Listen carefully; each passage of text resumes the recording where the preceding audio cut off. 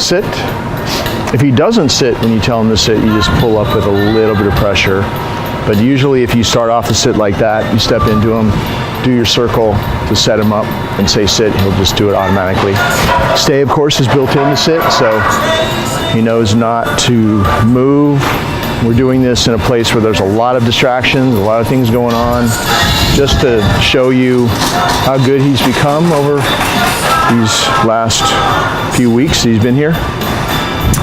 If he pops up, which he's not popping up now, oh, there he goes. You just say no, step into him. Just a little bit of pressure. There's no rough stuff with him. He's very sensitive. And of course, there's no correcting, so you don't have to do that. He's waiting to be released, to let him be free. He's waiting for you to walk back next to him, pat his chest with your right hand and say, go. That means he's free. And if he decides to sit down again, that's his business, but he is free right now. Now if, okay, I'm gonna have him sit again. If you want him to continue to stay on the clock, sit and do some more training, then you come back next to him and you say, I'm gonna wait till they pass by. Okay, and he'll walk with you. Down. So he's going down just with the command. Sometimes when the dogs go home, they don't do it quite as well with the owners as they do it with me. So you might have to do this. Okay. You might have to do down and help him down with your left foot until he gets used to doing it with you. But really, you don't want to ever repeat the command, because as soon as you, that was scary, as soon as you start repeating the command, you dilute the power of the command even if you say it twice. So we only practice with a leash. Hey. And we never repeat the command. The leash is a way to gently but firmly reinforce the command. And so I wouldn't say, also it's the details that are the most important, the little details. I wouldn't say down, wait for him to ignore that, and then force him down, but I would just say down simultaneously with the foot action and the word, and probably within a couple of days you won't have to do the foot anymore, because he'll start getting used to doing it with you. So all the dog knows is that they hear it, and right when they hear it, they go down. So that's the pattern you set by doing it that way. Instead of you say it, he ignores you, and then you force him down. You could get stuck in that pattern, which you don't want. So stay is built into down, obviously, just like with the sit. So it's really hard for him sometimes, to stay there when somebody whizzes past him like that and surprises him, but it's understandable, He's actually doing really well. No, make sure that when you reward him, he really waits good until you actually put the reward down and withdraw. But if he pops up because the distraction is too much for him, you just do what you just saw me do. I said no, and I just eased him back with my left foot. Now the whole reason for practicing in the presence of more and more distractions like this is that when you release him out of practicing a downstay like this, and he can handle all these distractions and all this noise, it makes him able to handle all other stresses in his life as well. And this is the main way that we stabilize dogs, and over time allow them to have less anxiety and become calmer. We practice their sit stays and down stays in the presence of ever increasing distractions, because when you release them out of this, they're a little bit calmer every time. You have a cart coming by, but when you do this and he gets into the zone, kind of like he is now, he'll look at distractions. He'll always look back at you. Good, and you'll pay him for that. And it's really important that you release him calmly as well. So when you release him from a downstay, it's always like this. It's come back next to him, okay, have him sit, and then release him to be free from a calm sit stay. So it's all about the calm release, go. That's how you release him. Because every time we release him, we want him to be a little bit calmer every time we do this. Okay, let's go. Come on, buddy. I want to show you how I've been practicing the come command. I'm going to do it out here in a public place where who knows what will pass by. But in general, when I'm walking him, most of the time that I'm walking him, he's on free time, and I just have the leash over my left hand, and I just make sure that he doesn't pull me, and we're showing you that on other parts of this video, of course. But if I need to call him back to me, it's always left hand leash like this, right hand reward, come, back away, good. He comes to your right hand target, his nose touches it, you open it, you give him the treat. The other hand is free because the loop is around your wrist, and you grab that. You also say good when you give it to him. So I'll do it again for you. And he won't stop staring at me, so I'm going to create a distraction. He'll chase that over there, and then I'll say, come, call him back to me. Good. See how everything happens at once? And then you step into him, but he's so used to that move, he automatically swings around and he's right next to me again, and I have the leash. So make sure that you don't practice the recall. And if he wants to go somewhere, he can, because I didn't tell him to sit. So if he comes to you and you give him the treat, but you don't either take the leash so that he knows that, okay, he's staying with you, have him, that he's used to that, or if he's off leash for some reason, you don't hook your hand under the collar, he could easily get used to just running up to you, taking the treat, and running off again. So make sure that with your left hand, you either take the leash like you see me doing, or you hook your hand under his collar if he's off leash. So he always gets used to the fact that when you call him to come to you, he stays with you and he doesn't just grab the treat and run off. Also, you notice that I back away, because when you back away, it makes the dog want to chase after you or to run to you. If you stand still, it's not half as good. Go. So it's always come. If I'm practicing, good. I'm always going to set myself up for success where I'm somewhere where I can back away, because I just want that to be part of the whole scenario.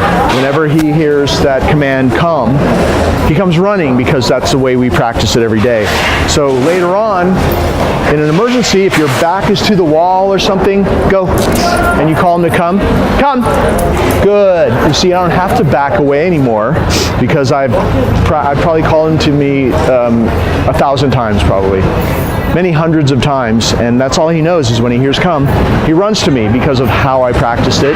And now in an emergency, when I can't back away, he still runs to me. So that's an important thing to do when you practice the recall as well. Okay. We're having him sit before we send him over to the person.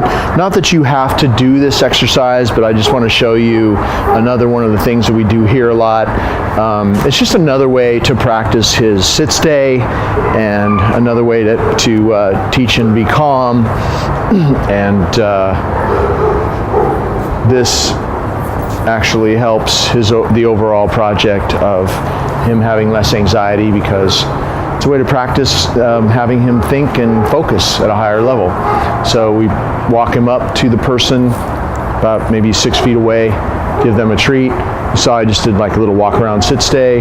He waits until I pat his chest and say, go say hi. He goes over, gets a treat, gets petted, and I say, come. Good. And we practice this every day with different people. Sit. You see that where your body turns into him?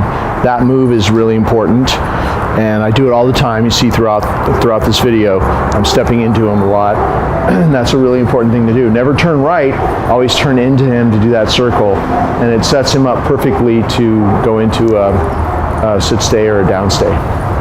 No, make sure he waits. See, if he jumps the gun, I just tap a little bit and he goes back to where he was supposed to be. Make sure you're never restraining him. I'm just going to pat his chest and say, go say hi. Gets the treat, he gets petted, and I say, come. Good. And just practicing this with people in your household, family members, whoever, sit.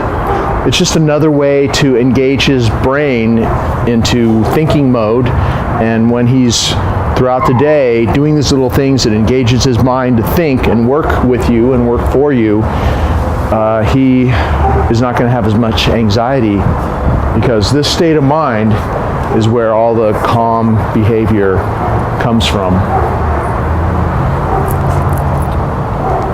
Go say hi. Come. Good.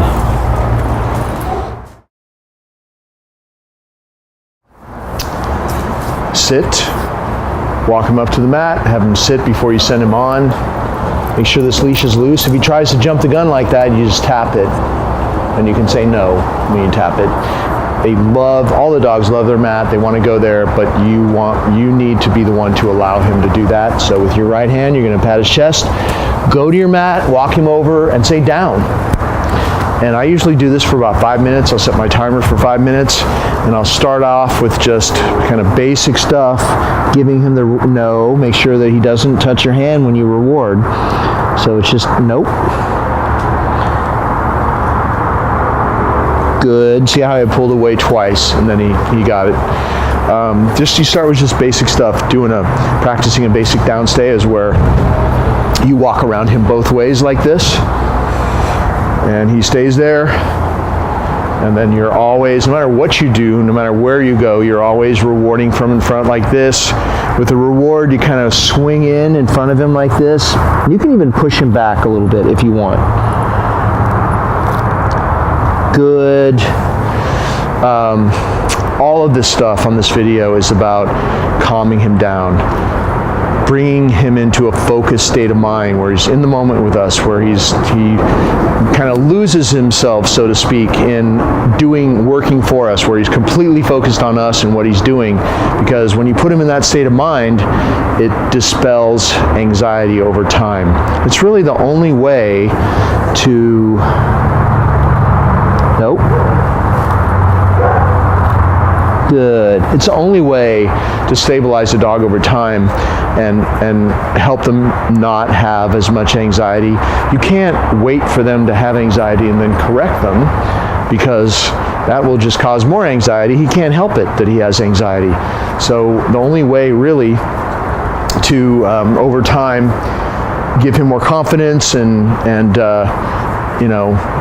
give him a more solid kind of focus where he's not triggered, like maybe if you leave, to freak out, like he's not triggered when he's left alone to freak out or whatever he was doing at your house, is to build up his mind. So all these exercises and this whole thing that I've been doing with him has been about building him up, putting him into situations where he had to force himself to be calm, stay in the downstay or sit stay, in the presence of distractions.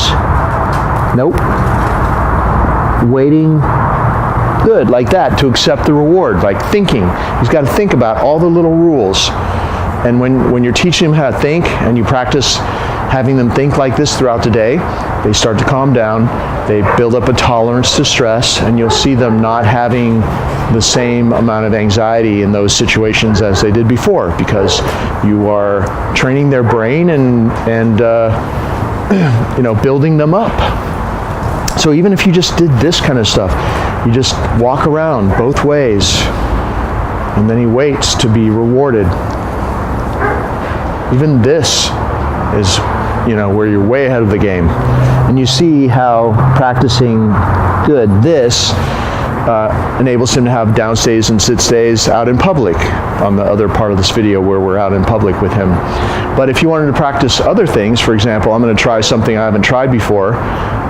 We'll see if he can handle it or not. I'm going to go over to this gate here. And before I go out of the gate, I'm going to say down. Remind him to stay down. I'm going to go out of the gate. I'm going to actually try to have him make a mistake so I can show you how to work through a problem. So I'm going to go out, leave the yard completely, slam this gate to be extra dramatic, come back, and oh wow, well, it's really good. Good. A lot of dogs can't do this, but he did spend extra time with me, so we practiced extra long. So I'm kind of pushing him back because he did inch farther up on the mat. So you want to have a little bit of space on the mat like this. Good, where you can put the reward, and he's maybe 6 inches away or so. And so you're not like right on top of him, so he's back a little bit. That's perfect where I pushed him back to. If he would have gotten up, I would have said no, stayed calm, come back, like taken the leash, reset him, and then done it again. I might have to do it 3 or 4 times until he finally got it, When he finally had a success, extra big reward. As it happened, because he did so well, I gave him a double reward. Whenever you're practicing with him and you practice something new and he has a success, or he made a couple mistakes and then he does it the right way, give him a bigger reward, because they know the difference in portion, and they'll never forget that when they did that thing, they got a bigger payoff, and that helps them focus at a higher level and motivates them to really double down and try hard to get through that the next time, because they want the bigger reward. Just very, it's very logical stuff. So when you, he makes a mistake here. So if he makes a mistake like that, you say no, reset him like that. See, I stepped into him, he's on my left, and I put him back, and he put himself back, actually. He was confused and he knows he made a mistake. So he put himself back.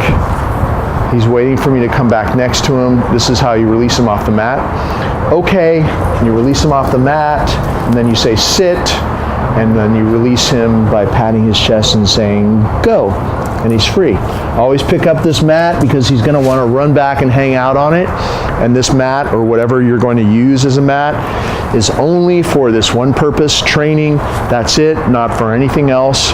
And he has a doggy bed. If he wants to hang out on something, he can hang out on the doggy bed. The doggy bed is not for training. It's a free time place. This is only for exactly what I showed you just here. Make sure that you put him on the mat the way that I do it here. Make sure you take him off the mat the way I did it here. And he's automatically triggered to calm down and practice in a downstay by going to this mat, because it's the only type of behavior that he practices on this specific piece of fabric. So whether you use a bath mat or one of these doggy training mats, it's just only for that, and he never has a chance to go on it unless he's on a leash and you allowed him onto it. Okay. So this is just standard boundary training.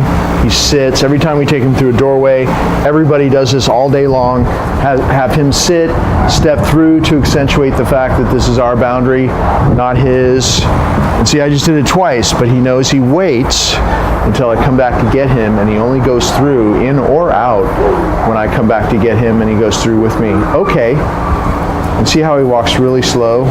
So I'll even slow it down. Okay.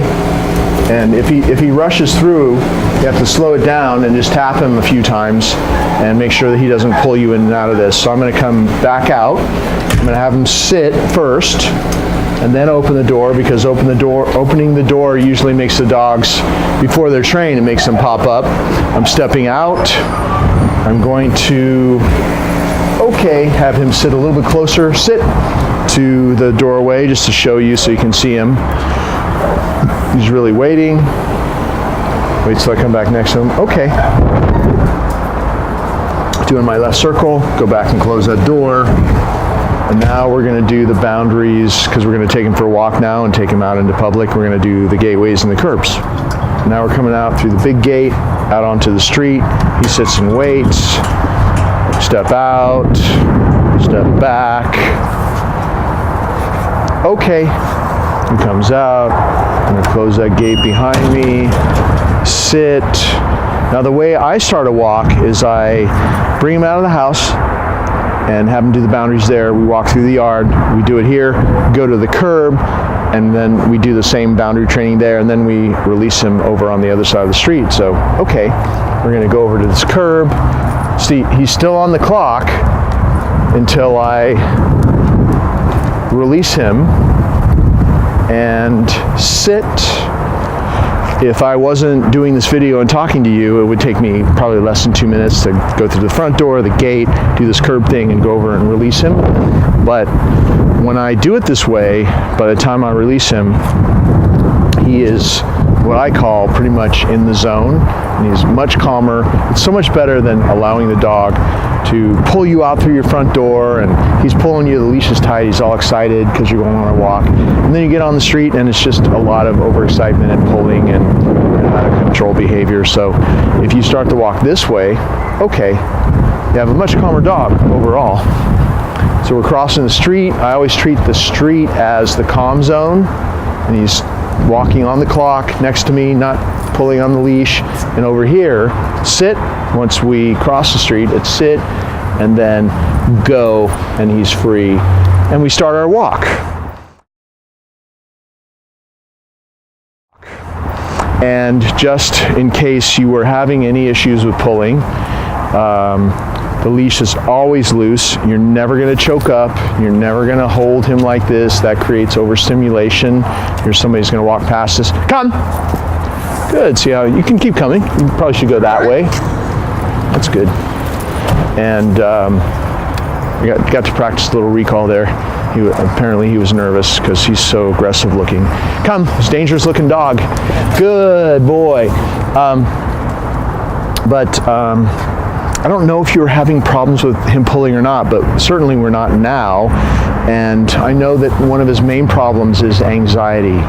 So having a loose leash and taking, if you're walking him a lot, which I think you guys are walking him, having him go on relaxing walks where there isn't a tight leash, where he's not pulling you, where you're not choking up, really helps his overall level of anxiety decrease, because there's nothing worse than every day the dog has a tight leash on a walk, because they'll come back from the walk and they're all overstimulated, because the tight leash is your enemy, and it will make a dog misbehave over time. It will trigger unwanted behaviors because it stresses them out. And every day they do that, they come back and they're a little bit more stressed, and it can lead to a lot of anxiety as well.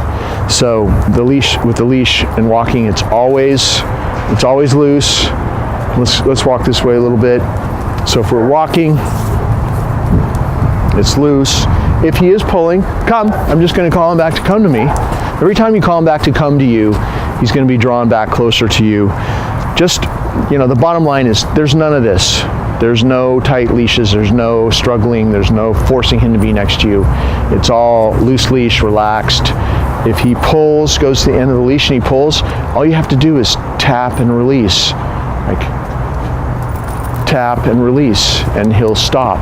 Got that little tiny prong collar on that works really well. I just did it. It doesn't cause pain. I've never corrected him once, and I've never caused him pain once. That's not the way we train, obviously. But you just do a little tap. That prong collar closes like this all the way around. He stops. It's really easy to do. It's really not very much effort, but you just have to. You have to do it this way, and then you'll have a much more relaxed Sullivan on your hands if the leash is always loose. Good boy. Sit. We always walk him up to his crate, have him sit, open the door. I'm going to toss a little piece of chicken in that he can follow. Go. He goes in there. The reason I'm doing that here is because, well, first of all, you may have to do that at home. I don't know how he is going into a crate at your house. Maybe he's fine. But sometimes when they go home, they don't do there what they do here. So if you ever have a problem with him putting on the brakes and not wanting to go in the crate, just for a couple of days, just a piece of a hot dog, or this is just plain chicken breast or something you toss in with that go, body language with your hand thing, go. He'll follow it in, and then he'll get used to just doing it without the treat in a pretty short time. Good. So I'm giving him another treat as I take his collars off here. This is his routine every day. He goes in and out of the crate multiple times a day, all throughout the day. So he doesn't associate going in here with any one occurrence, such as somebody leaving the house and being left alone. For him, just going in and out of the crate is just what he does throughout the day. Plenty of time outside, plenty of free time, but he'll go in his crate to eat. Definitely goes in his crate at night to sleep overnight. And throughout the day, he's just in and out and outside for a while and back in the crate for a while. And it's always done the same way. He sits, he waits, we send him in, we take off his stuff when he goes in, close the door, we hang up his little training collar on the door like this so it doesn't get tangled up. It just got tangled up right now. But you just hanging on the door. It's so easy to get tangled up, and if you're hanging on the door like that, it doesn't happen so much. And this choke chain is only for safety. So out on the street, we would never use this for training. This would be very damaging to a dog's throat. But out on the street, if we double up the choke chain on the leash as well as the other collar, the training collar on the same leash, flipped up to both of them, the prong collar comes off and the choke chain comes into play, and you don't lose the dog out on the street, because these little teeny tiny prong collars can come off sometimes. So that's why I use the choke chain. And we just came back from doing the outside part of the video. So his routine is eating. You always feed him in there, because we want to develop the crate as his favorite place in the world. In his mind, all of the best things in life happen in the crate. Eating, like every time he goes in, you can throw a treat in, he follows it, he turns around to face you, he gets another treat as you take his collar off, and then you could even give him one last treat before you get up and walk away. So every interaction that you have with him in the crate is positive. There's all kinds of bones and chewies that you can give him only in the crate. Don't squander your power by giving him a bone while he's like out, when you're home and he's on his doggy bed. Save all that stuff he's really crazy about for in his crate, so he can chew on that kind of stuff when he's in his crate and you leave. Because I know you had a problem with him I think you had a problem with him being a little bit destructive when you left. So now you're going to leave him in his crate when you leave. Also, don't just put him in the crate right before you leave. He knows what's going on, and it'll be too late. He'll already be in anxiety mode, because he's associating going in the crate with you leaving. So if you are leaving, put him in there like a half an hour before, and give him his favorite bones to chew on, so that when you finally do leave, he's right in the middle of chewing them up, and it will cushion the blow of you leaving, because I know he has anxiety when you leave the house. So those are just a few little tricks to make it work better. But his routine here has been in and out of this crate every day, sleeping overnight in the crate. You can put really comfortable bedding in there like we do. This is an extra big crate. Sometimes dogs have anxiety when they're too cooped up. It depends on the dog. They're all different. Some dogs love a tiny little crate, and they love to squish in there because it's cozy. But I think in his case, I think giving him extra room helps, so it's spacious. And I think he's more relaxed in a bigger crate like this. And that's the way we've been doing it. Of course, here, he's never been alone, because when nobody's in the house, he's got a dog or two or three in the same room with him in crates as well.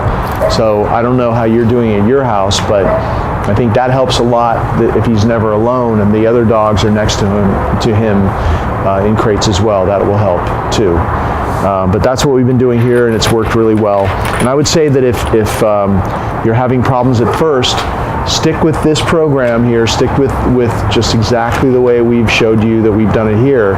And when he knows that you're committed to doing it the same way there as here, nothing changes, you should start seeing the same calmness that we have here at your place. So don't give in and let him do the stuff that he used to do. Just do exactly what we did. Don't stop doing it. And if it takes a couple weeks for him to get into the groove and calm down at your place, that would be pretty normal, because they go back with the people they lived with before and to a location where they had anxiety before, and they're automatically triggered to do what they used to do there at first.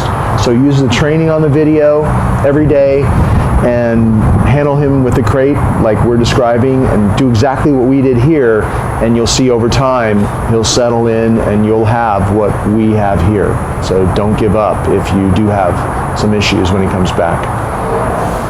So the way that I take him out of the crate, and let's say that we are going to take him for a walk again, the first thing I do is put on this prong collar, the choke chain, actually. First thing is the choke chain. Open the door, stick my hand through with a little doggy treat. He's munching on that. I just draw it over his head. And it's really easy to put on and take off his equipment when he's in the crate, because he'll just stand there respectfully and let you either take it off or put it on. And he won't come out of the doorway until you allow him out. So then you put the little prong collar on, and the prong collar goes right below his ears, so it's the collar that's the highest up.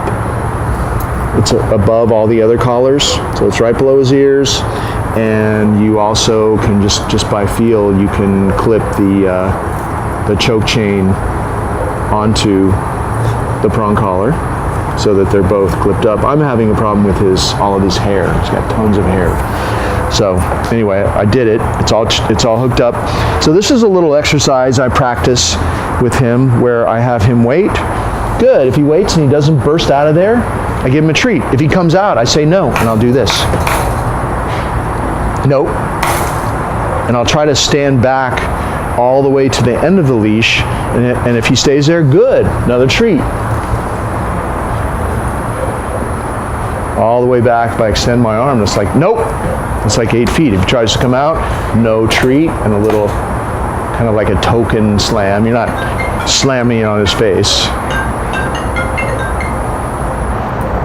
So he waited, he gets another treat. You see he's really respectfully waiting until I say, okay, and then he comes out when you allow him to come out that way. Always close this door because he's probably going to want to go in and hang out, and you really are squandering your power of controlling his access into his den, because dogs are naturally den animals, by leaving this open. So always close it. So you always need your permission to go in. You'll only send him in the way I just showed you a little while ago when I put him in. You only let him out that way. You don't have to do that little exercise every time, but it's a really good thing to do. But in general though, he needs to really wait until you say okay, then he comes out, you close the door, and then you can take him wherever you want to take him. Okay.